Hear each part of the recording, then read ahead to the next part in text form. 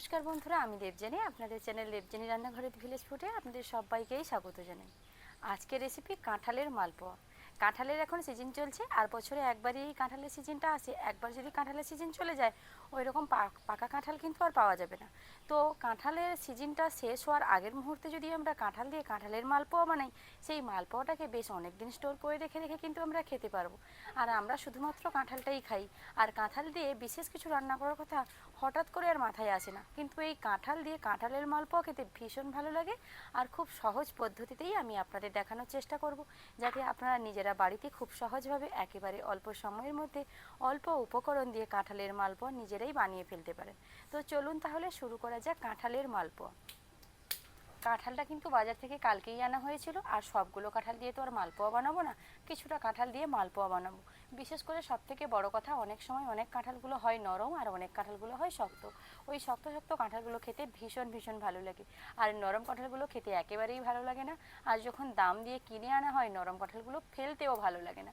ওই নরম কাঁঠালগুলো দিয়েই কিন্তু আপনারা কাঁঠালের মালপোয়াটা বানাতে পারেন। শক্ত কাঁঠাল দিয়ে একেবারেই মালপোয়া বানানোর কোনো প্রয়োজন নেই, কারণ ওই শক্ত শক্ত কাঁঠালগুলো খেতে ভীষণ ভালো লাগে। তো কালকে কিন্তু বাজার থেকে কাঁঠালটা আনা হয়েছিল, আর প্রথম দিন কিন্তু ভারী শক্ত শক্ত ছিল। বেশ সুন্দরভাবে কিন্তু কাঁঠালটাকে খেয়েছি। আর একদিন যেহেতু হয়ে গেছে, কাঁঠালগুলো একটু নরম ভাব চলে এসছে, আর কাঁঠালগুলো নরম হয়ে গেলে আমাদের বাড়িতে ওই কাঁঠালগুলো কেউ আর খেতেই চায় না। তার জন্য ওই রকম কাঁঠাল দিয়ে কিন্তু কাঁঠালের মালপোয়া বানাবো। তো চলুন তাহলে কাঁঠালটা আগে ছড়ে নিই। এই যে মূল্যবান কাঁঠালের বীজ, আপনি যতটা কাঁঠাল খান না কেন, কাঁঠাল খাওয়ার পরে যদি কাঁঠালের বীজ একটা কি দুটো খেয়ে ফেলেন, তাহলে আর কোনো রকমভাবে আপনার শরীরে কোনো অসুবিধা হবে না। কারণ কাঁঠালের বীজের মধ্যে এমন কিছু রয়েছে যেটা কিনা আপনাদের শরীরে গ্যাস, অ্যাসিড, অম্বল কোনো কিছুই হতে দেয় না। আর কাঁঠালটাকে ছড়ার আগে কিন্তু হাতের মধ্যে সরিষার তেল ভালোভাবে লাগিয়ে নিতে হবে। আমিও কিন্তু তেল লাগিয়ে নিয়েছি, তাহলে কাঁঠালের যে আঠাগুলো রয়েছে হাতের মধ্যে খুব একটা আর লাগবে না।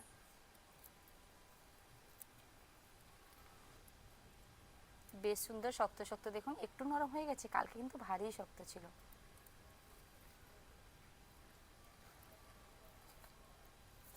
অনেকে আছে আবার কাঁঠাল খেতে চায় না, তাদের জন্য যদি কাঁঠালের মালপোয়া বানানো যায় না, তারা খুব আরামেই খেয়ে নেবে। শুধু একটা নয়, দুটো চারটে খেতে চাইবে। বেশ কয়েকটা কাঁঠালের কুশি এরকমভাবে বের করে নেব। আর এই শক্ত শক্তগুলো, এগুলোও কিন্তু খেতে ভারী ভালো লাগে, এগুলো বেশ শক্ত। একে একে সবগুলো কাঁঠাল কিন্তু বের করে নিয়েছি, কাঁঠালের কুশিগুলো কাঁঠালের ভেতর থেকে। আর বের করাতে বের করাতে বেশ কয়েকটা খাওয়া হয়ে গেছে। এই যে দেখুন, বীজ বেরিয়ে গেছে। এইবার আমি এখানে একটা মিক্সির জার নিয়েছি, জারের মধ্যে কাঁঠালের বীজ ছাড়িয়ে বেশ কয়েকটা কাঁঠাল জারের মধ্যে দিয়ে দেব, যাতে ভালোভাবে এগুলোকে পেস্ট করে নেওয়া যায়। পেস্ট করেই কিন্তু কাঁঠালের মালপোয়া বানাতে হবে।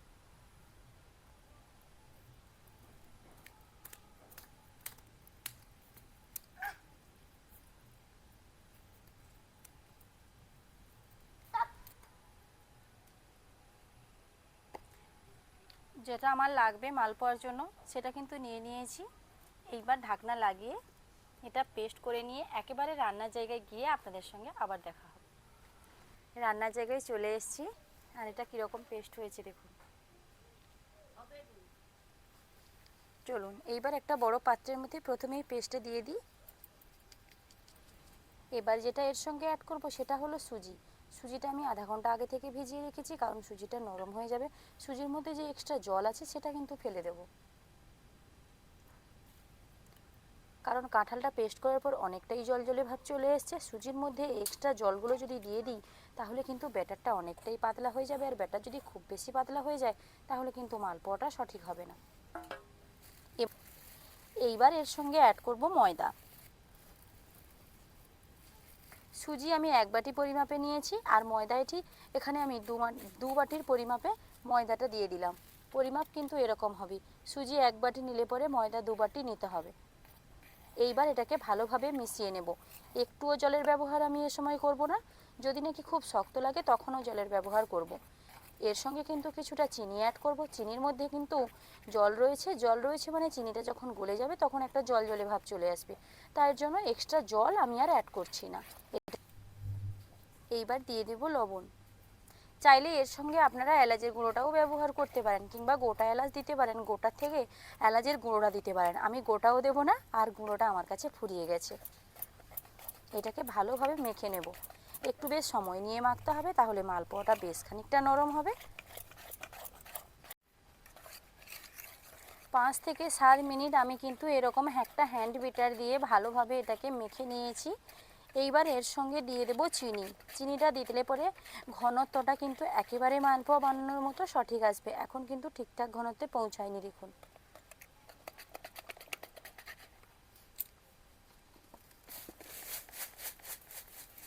চিনিটা একেবারে যে যার মনের মতন করেই দেবেন। অনেকেই আছে মালপোয়াতে খুব বেশি করে মিষ্টি খেতে চায়, অনেকে আছে মালপোয়াতে হালকা হালকা মিষ্টি খেতে চায়। আমি কিন্তু খুব বেশি দিইনি, একেবারে খুব কম দিইনি, মিডিয়াম দিয়েছি। তো চলুন, চিনিটা দেওয়ার পর আরও 3 থেকে 4 মিনিট এটাকে ভালোভাবে মেখে নিই, যাতে চিনিটাও সহজে গলে যায়। আর যত বেশি বেশি করে মাখবো মালপোয়াটা তত নরম হবে আর সুন্দর খেতে লাগবে। মালপোয়া একটু নরম না হলে খেতে একেবারেই ভালো লাগে না। ভীষণ সুন্দর তুলোর মতন করে নরম নরম মালপোয়া হবে, তবেই খেতে ভালো লাগবে।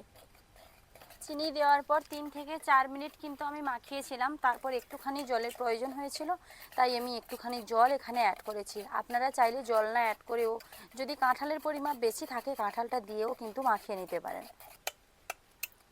আর একদিকে কিন্তু উনুন ধরিয়ে কড়াইটা বসিয়ে দিয়েছি, কারণ তেলটা গরম হতে সময় লেগে যাবে, তার জন্য আমি আগে থেকেই বসিয়ে দিয়েছি। আর কড়াইতে তেলও দিয়ে দিয়েছি।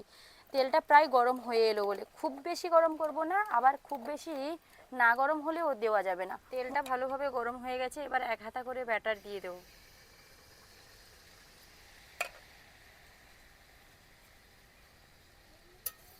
একাই ফুলে উঠবে।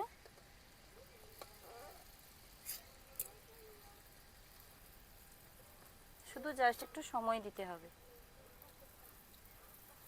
তেলটা উপর দিয়ে হালকা এরকম ছিটালে পর তাড়াতাড়ি ফুলে যায়। এই দেখুন কীরকমভাবে ফুলে গেল, আর কি সুন্দর কালারটা আসবে দেখুন। মালপোয়ার কালারটা ঠিক এরকমই হবে। এটাকে সাইডে রেখে আবার একটা দিয়ে দেবো।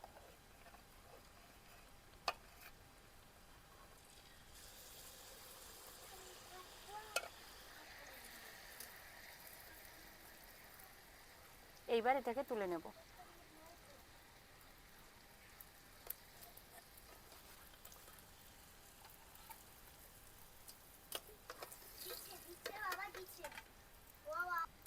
একটা হয়ে গেছে, প্লেটের মধ্যে তুলে নিচ্ছি। আবার একটাকে উল্টে দিচ্ছি। এটাকে সাইডে রেখে আবার একটা দিয়ে দেব। ঠিক এইরকমভাবে মালপোয়াগুলো একের পর এক রেডি করে নেব।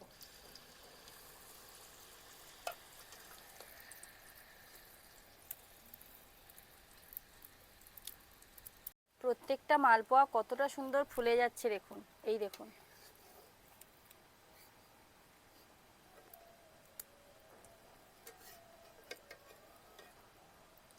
একে একে বেশ কয়েকটা মালপোয়া আমার রেডি হয়ে গেছে। নিশ্চয়ই দেখে বুঝেছেন যে মালপোয়াগুলো ঠিক কতটা সুন্দর রেডি হয়েছে।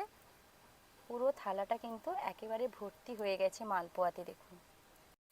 একটা কড়াইতে দিয়ে দিয়েছি, আর 2 হাতা মতন ব্যাটার রয়েছে, মানে দুটো মতন হবে, 2-3টে বাকি রয়েছে। এগুলোকেও একই রকমভাবে ভেজে নেব।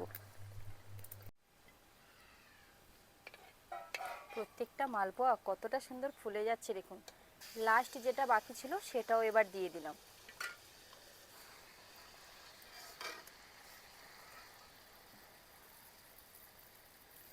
ফাইনালি সবগুলো কাঁঠালের মালপোয়া আমার একেবারে রেডি হয়ে গেছে। মালপোয়াগুলো দেখতে কতটা সুন্দর হয়েছে দেখেছেন তো। আমি কিন্তু একটা মালপোয়া কেটে আপনাদেরকে দেখাচ্ছি ঠিক কীরকম মালপোয়াগুলোর ভেতরটা রয়েছে দেখুন।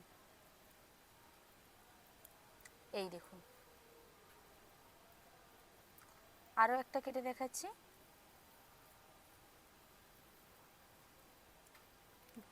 মালপোয়াগুলো ওপর থেকে হাত দিলে যতটা নরম লাগে, বেশ সুন্দর লাগে, খেতে কিন্তু তার থেকে দ্বিগুণও ভালো লাগে। একবার এরকমভাবে কাঁঠালের মালপোয়া বানিয়ে দেখবেন। মালপোয়া অনেক রকমভাবে বানিয়েছেন, সুজি ময়দা দিয়ে, তাল দিয়ে, গুড় দিয়ে, বিভিন্ন রকমভাবে কিন্তু মালপোয়া বানানো যায়। একবার এরকমভাবে কাঁঠালের মালপোয়া বানিয়ে খাবেন, দেখবেন খেতে ভীষণ ভালো লাগবে। বিশেষ করে কাঁঠালের সিজন থাকতে থাকতে একবার মালপোয়া বানিয়ে খাবেন। তো চলুন, ভিডিওটা এখানেই শেষ করছি। টাটা।